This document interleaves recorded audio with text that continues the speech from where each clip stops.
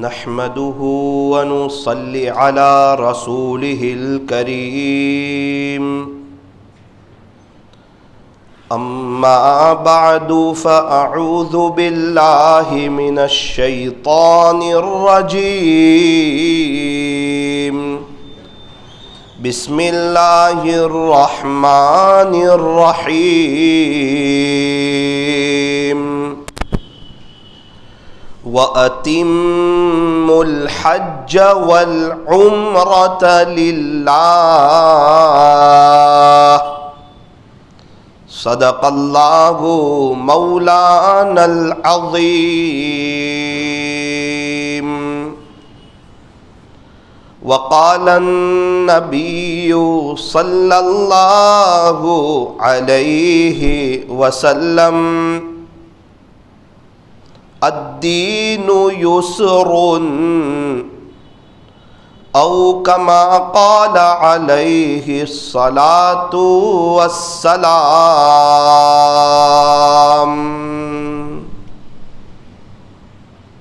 محبت سے درود شریف پڑھ لیجیے۔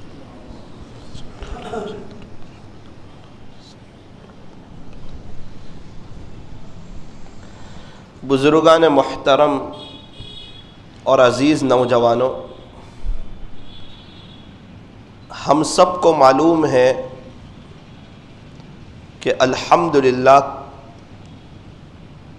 بہت سے حاجی پہنچ چکے ہیں، کچھ مکہ مکرمہ میں ہیں، کچھ مدینہ منورہ میں ہیں،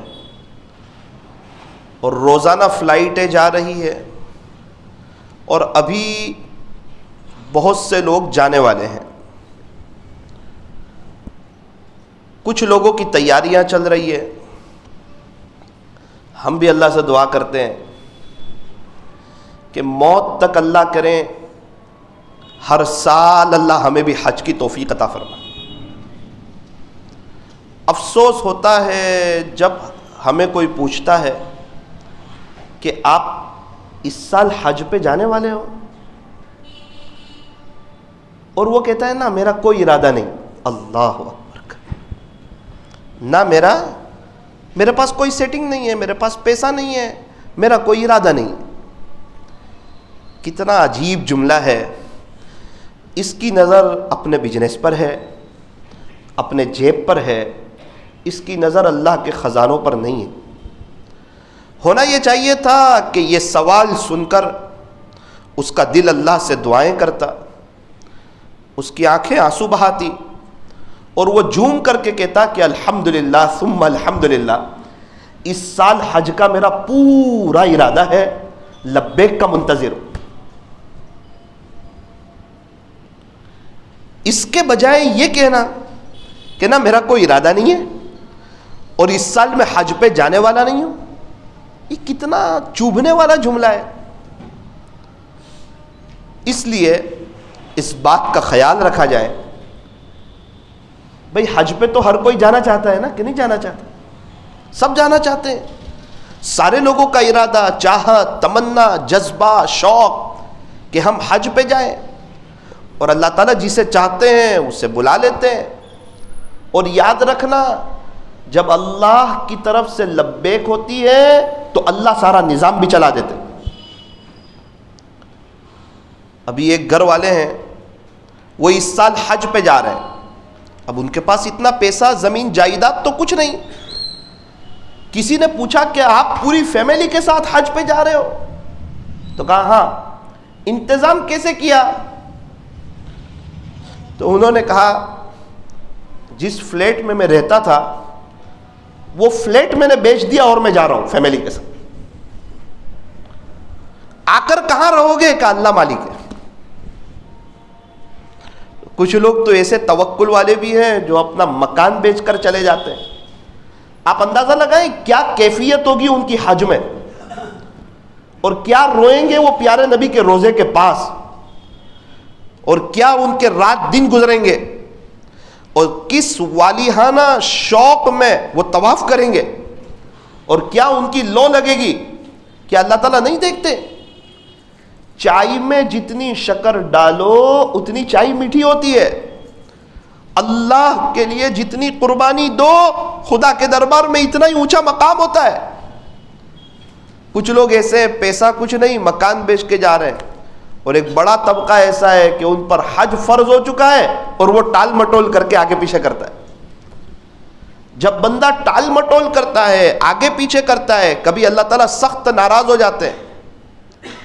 ایک ڈاکٹر صاحب تھے, ان کا بیٹا ڈاکٹر بنا, باپ نے خوشی میں کہا چل تجھے عمرہ کرا کر آؤں. ابو امی بیٹا عمرے کے لیے گئے, احرام بھی پہن لیا, نیت بھی کر لی, حرم شریف کے قریب بھی پہنچ گئے. دروازے پر بچے نے کہا کہ ابو مجھے گھبراہٹ ہو رہی ہے, بے چینی لگ رہی ہے, اندر آنے کو دل نہیں کرتا. باپ نے کہا بیٹا اب تو ڈاکٹر بن گیا ہے, اب دعا کی جگہ ہے, دعا کر, اللہ تیرا کام چلائے گا. بڑی بہترین جگہ ہے, یہاں تو لوگوں کی بے چینیاں ختم ہو جاتی ہے, پریشانیاں دور ہو جاتی ہے, سکون مل جاتا ہے. ابو مجھے بے چینی ہو رہی ہے, میں اندر نہیں آ سکتا. ٹھیک ہے تو باہر بیٹھ, میں اور تیری ماں عمرہ کر کے آتے ہیں. طواف کیا, دعا کی, 2 رکعت واجب نماز ادا کی, صحیح کی, صحیح کر کے آئے, کمرے پر آئے. بیٹے نے کہا ابو میں کسی حال میں مکہ مکرمہ میں نہیں رک سکتا, میں معذرت چاہتا ہوں. فوراً اس نے ٹکٹ لی اور اپنے ملک آ گیا. کبھی کبھار کوئی ناقدری ایسی ہو جاتی ہے کہ ایسے محروم کرتے کہ قریب لے جا کر بھی دور کر دیتے. کچھ لوگ ایسے بھی ہیں جو دور رہ کر قریب ہو جاتے ہے تو دور, پیسہ کوئی نہیں, انتظام کوئی نہیں, لیکن وہ رونا, وہ حاجیوں کو یاد کرنا, میں یہاں ہوں میرا دل مدینے میں ہے, اور وہ ارادے اور وہ جذبے. حضرت مولانا حسین احمد رحمۃ اللہ علیہ, حسین احمد مدنی رحمۃ اللہ علیہ, اس وقت ان کو کوئی مدنی نہیں کہتا تھا, اور ان کے خاندان کے نام کے آگے مدنی کا لقب نہیں لگا تھا. حضرت مولانا حسین احمد مدنی رحمۃ اللہ علیہ دارالعلوم دیوبند میں پڑھاتے تھے. فرماتے ہیں کہ میرا مشاہرہ, میرا جو تنخواہ تھی وہ اتنی تھی جس سے میرے گھر کا صرف گزارا ہو سکتا تھا, بچت کچھ نہیں ہوتی تھی. اب پورا سال گزر جاتا تھا, بچت تو کچھ ہوتی نہیں تھی, گھر کا خرچہ ہو رہتا تھا.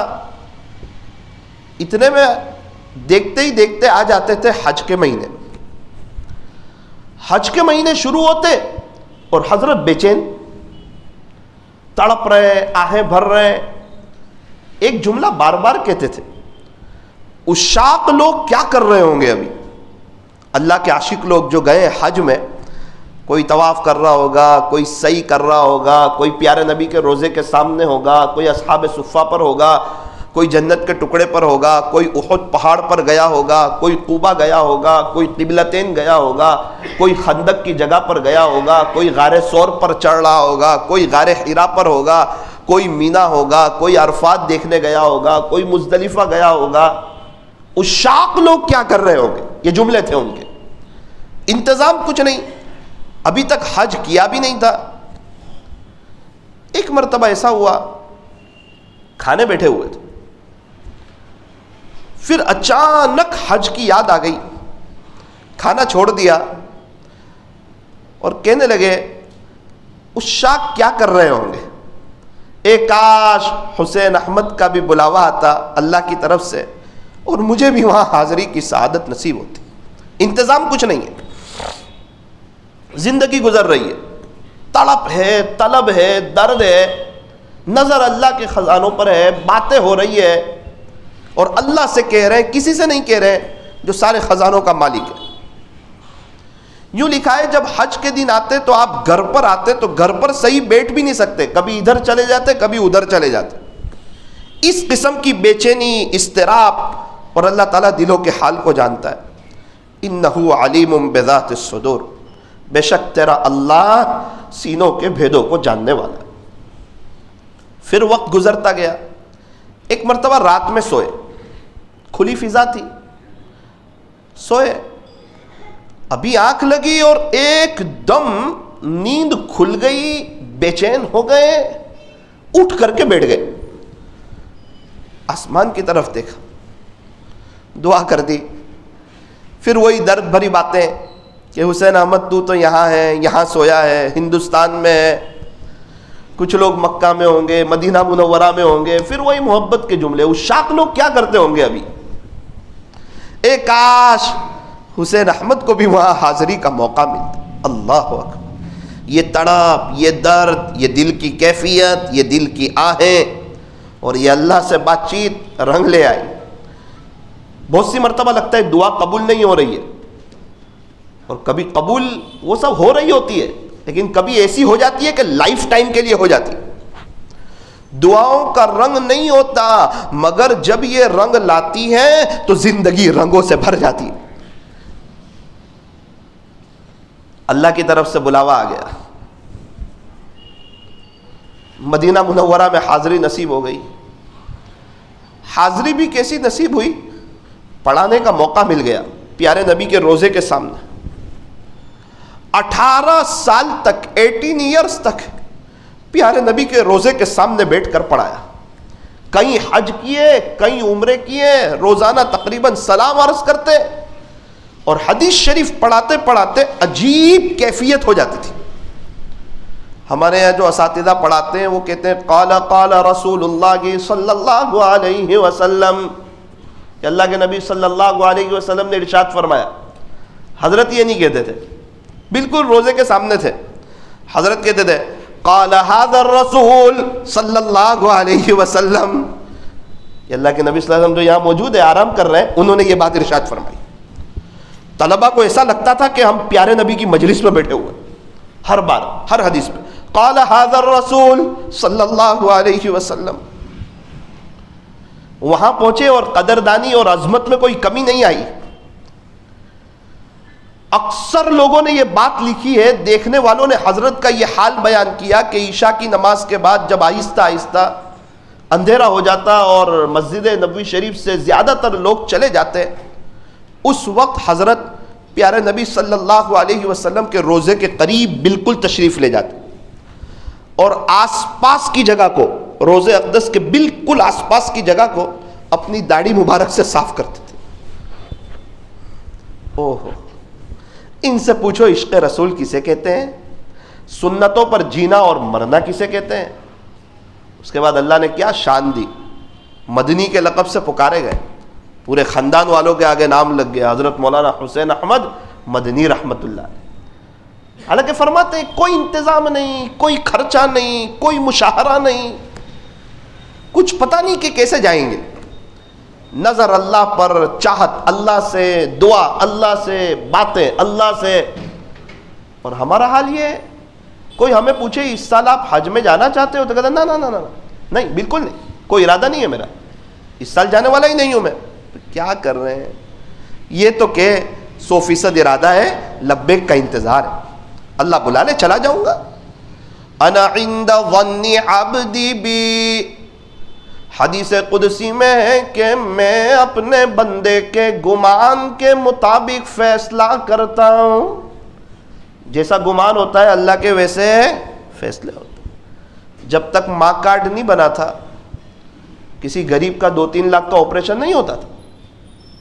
اس کو کہو دیکھ تو یہ چیز کھاتا ہے نا، تیرا 2-3 لاکھ کا آپریشن ہوگا. وہ بولتا ہے 2 وقت کا کھانا صحیح نہیں مل رہا ہے، کہاں سے میرا آپریشن ہوگا؟ اس کا گمان ہی نہیں، اس کا ارادہ نہیں، اس کی چاہت نہیں، اس کی نیت نہیں. اور جب سے ماں کارڈ بنا ہے تو غریبوں سے بھی ہسپتال بھری پڑی ہے. اب کہتے ہیں کہ اب 5 لاکھ کا خرچہ ہو تو بھی ٹینشن نہیں، سرکار دے دے گی. گمان آ گیا، اب گمان کے مطابق فیصلے ہو.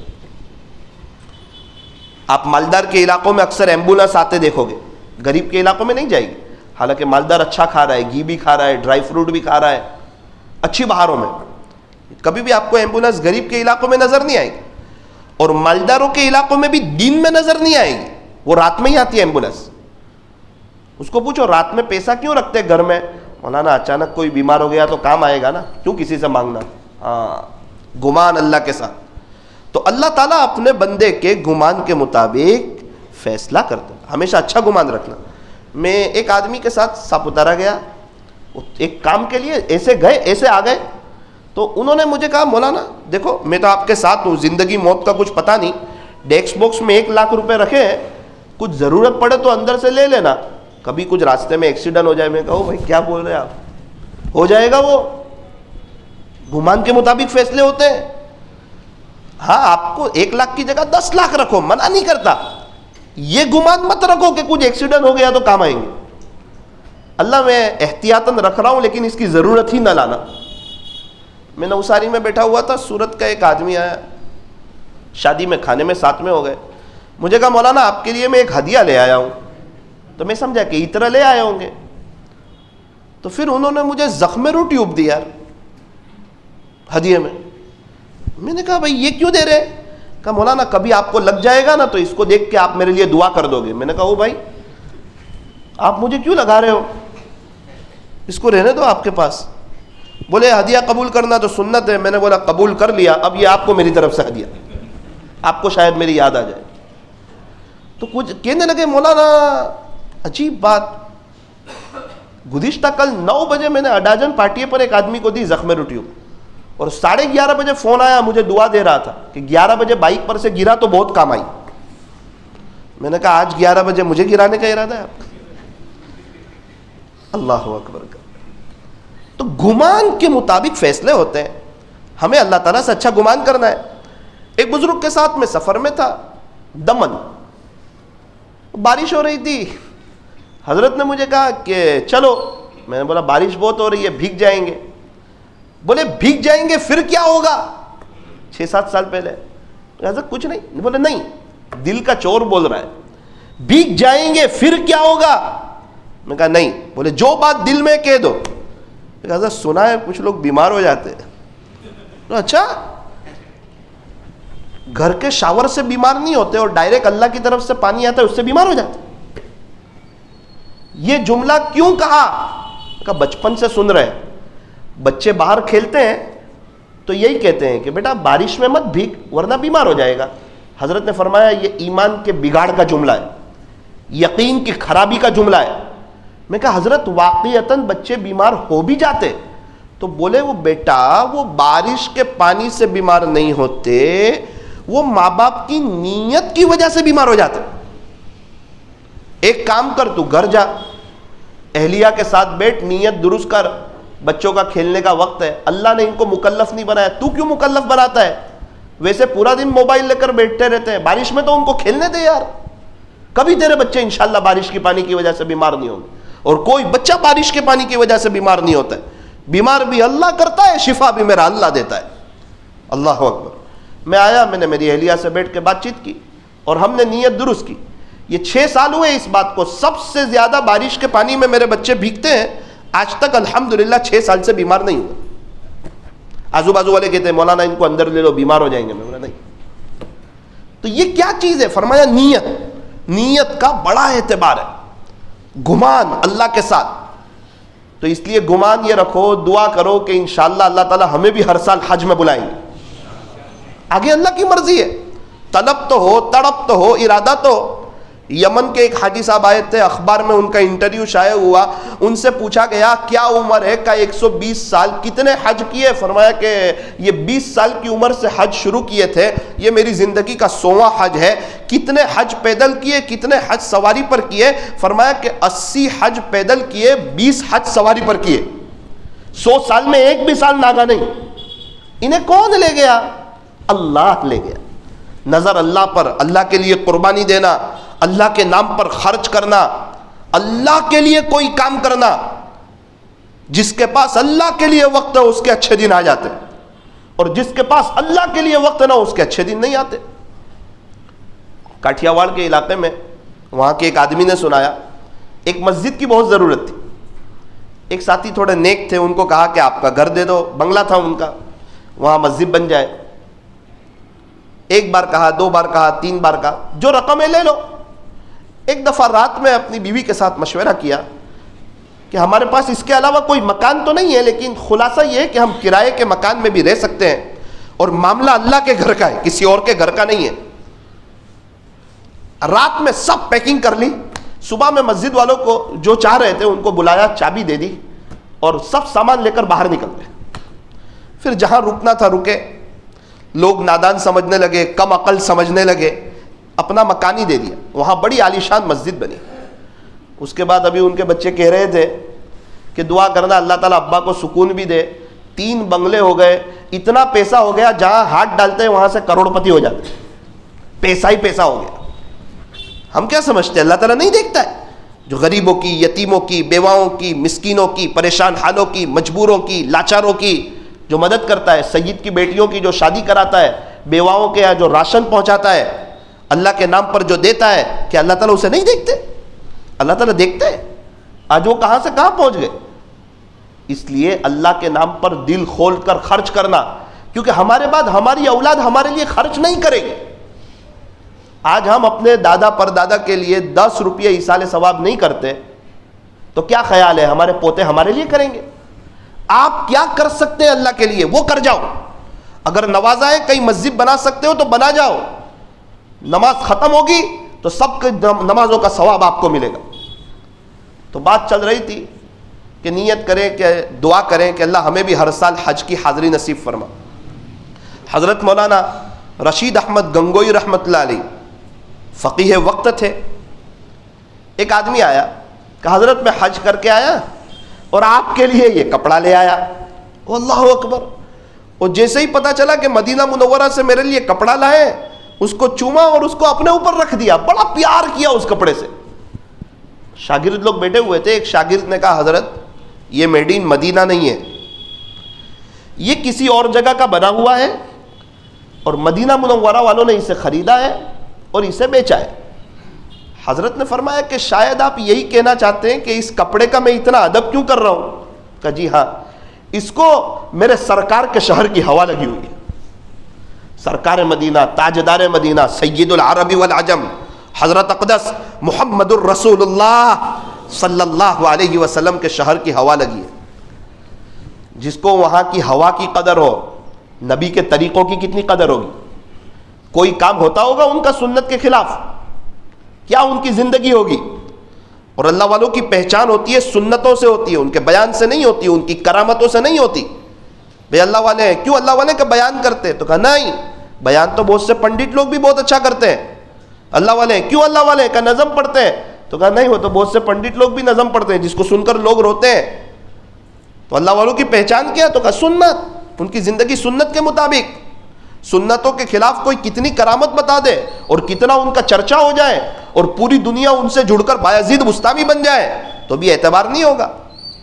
اللہ تعالیٰ ہمیں صحیح سمجھ عطا فرمائے، ہمیں بھی اللہ تعالیٰ عشق نبوی اور عشق رسول عطا فرمائے کہ ہم بھی پیارے نبی کی محبت میں جیے اور پیارے نبی کی محبت میں مرے۔